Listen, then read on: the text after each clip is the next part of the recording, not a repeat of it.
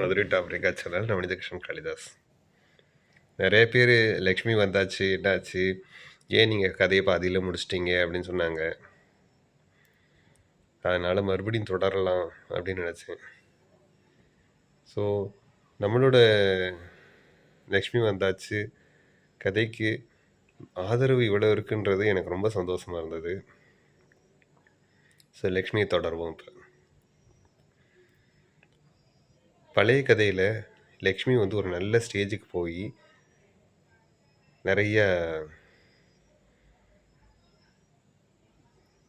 சமுதாயத்துக்கும் அதே நேரத்தில் வீட்டுக்கும் நிறைய நல்லது பண்ணாங்க.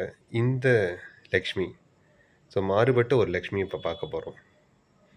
ஸோ இந்த லக்ஷ்மியும் அதே மாதிரி தான் கல்யாணம் ஆகி ரொம்ப கஷ்டப்படுறா அப்படியே வச்சுக்கிருவோமே, அதிலேருந்தே ஸ்டார்ட் பண்ணுவோமே.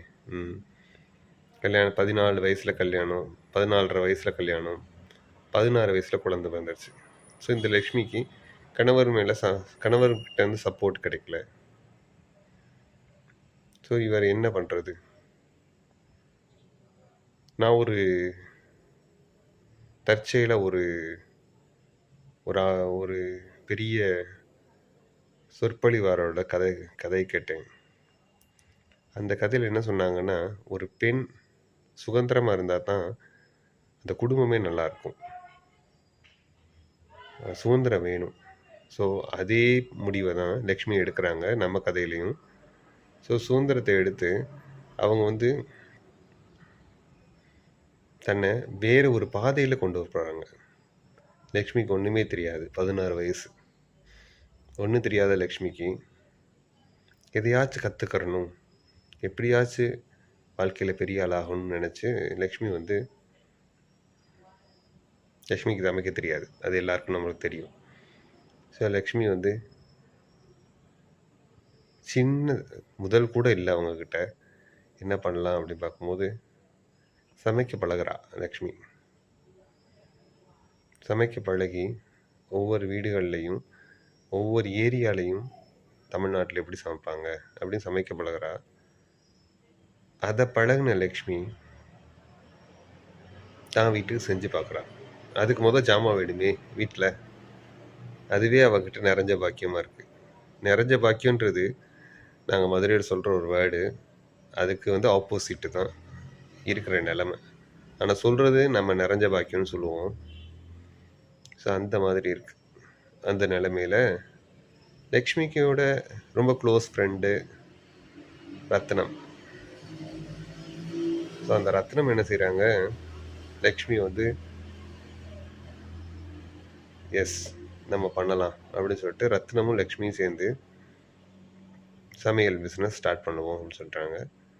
முதல் ரத்னம் ஒரு கிரைண்டர் வாங்குகிறாங்க. 1985 கிரைண்டர்ன்றது பெரிய வேலை. ஸோ கிரைண்டர் வாங்குகிறாங்க. கிரைண்டர் வாங்கி மாவு அரைச்சி கொடுக்குறாங்க. இது எப்படின்னா, அரிசியும் பருப்பும் நீங்கள் கொடுக்கணும், அவங்க ஆட்டி அதை கலந்து கொடுப்பாங்க, அவ்வளோதான். அந்த பிஸ்னஸ் பண்ணுறாங்க. அதில் லக்ஷ்மி நல்லா முன்னேறுறாங்க.